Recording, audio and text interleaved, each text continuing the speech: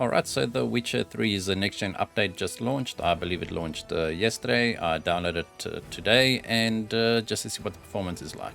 Right, so I've got a 12700K with DDR4 3600 MHz CL16 memory and an RTX 3080 10 gig. Right, so let's have a look at our video settings here. We are running at 1440p exclusive full screen. VSync is on, off, doesn't really matter. So, and we've got NVIDIA Reflex Low Latency on plus boost. Right, so now if we have a look at our graphical settings here, I've got RT enabled, so this game supports reflections, shadows, and ambient occlusion for ray tracing. We've got DLSS enabled on quality. My sharpening is on low. I don't like it when it's too high. But then for the rest, we've got our post-processing effects on, and NVIDIA Hairworks is off, and the rest are actually all on low as well. Right, so this can go all the way up until Ultra Plus. So, right, but let's start off at low just to show you why I am disappointed. So we're going to start our benchmark run here. And you can see that even with DLSS on quality, we are not getting 60 frames per second. Sure, this is a very foliage populated area. There's lots of trees. The stuttering in this game is terrible. Just look at the frame time graph there at the bottom low. 1% and 0.1% low numbers are sitting at 5 frames per second.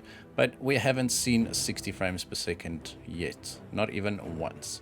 Oh, there we go.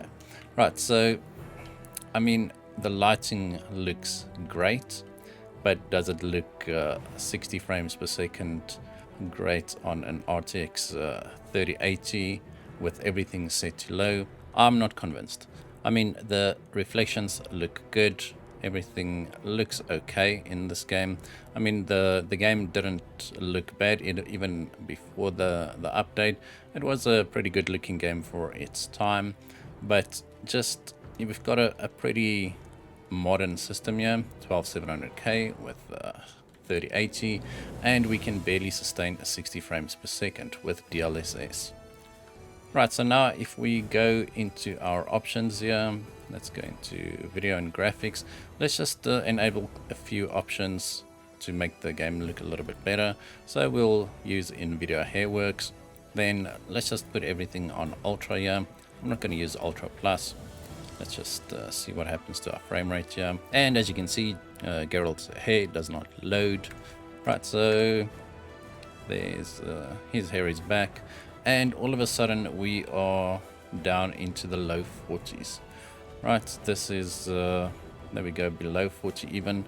Let's just reset the numbers there. Personally, to me, this is the reason why I don't use ray tracing in any of my games.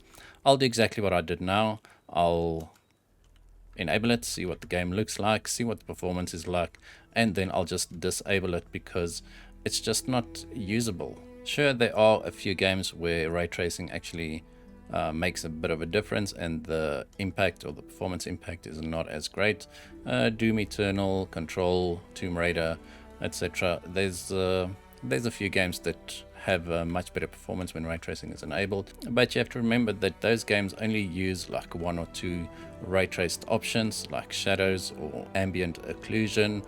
When you start enabling ambient occlusion with shadows and reflections as well as global illumination, then this is pretty much the performance that you'll see. And this is not just my system. I've seen quite a few videos where people with even 4090s can't run the game at 4K at 60 frames per second, and to me that's just not on. I mean, sure, the 4000 series cards have frame generation which will help in this, but I just find it pretty strange that a game from 2015 with the next gen update can have such a big performance impact on modern hardware. And the funny thing is, you can actually see that we aren't even GPU bound most of the time, right? So our GPU usage is sitting at 85%, 81%, and I mean, this is with ray tracing enabled. Sure, DLSS is enabled as well, so we are actually rendering the game at 1080p internal resolution, but the graphical settings are set to a very high. Ray tracing is enabled, and this is a 12700K. I mean, it's not a slush of a CPU. Sure, it's known 3900K, but it shouldn't be that much of a difference. Now I just want to point out some of my other issues with the game. If we go into graphical settings here, let's just put everything on ultra, right? Ultra plus, I mean. So we've got everything on ultra plus. Let's just go back into the game. Once again, we've got a bold Geralt, and I mean, we didn't see that big an impact on the frame rate, but still the GPU usage is not at 100%. Right, and that means that we are CPU bound, even though the percentage there next to the CPU shows 30%. That's averaged out over all threads, and the CPU has got 20 threads, but the GPU usage is sitting at about 80%, right? Now, one of the other main issues that I have with this game in its current state is if we go into graphics again, say for instance we disable ray tracing, right? Now all of a sudden we are getting 100 frames per second. Well, quite a stuttery 80 plus frames per second. You can see in the frame time graph there, it's very, very stuttering. And still, we're not getting 100 frames per second, even with DLSS enabled. So I'm just going to disable DLSS. All right, so DLSS is now disabled and ray tracing is disabled as well. And then we've got everything on ultra. Okay, so we are still getting about 80 frames per second, and GPU usage climbed a little bit. We're in the high 90s now, but it does dip below 80 still at times. Right, but this is actually a very good experience. The game looks nice. It's as I said, it used to be a good looking game even back in the day, but it just baffles my mind that, you know, even with modern hardware, you can't utilize the ray tracing options that were just introduced.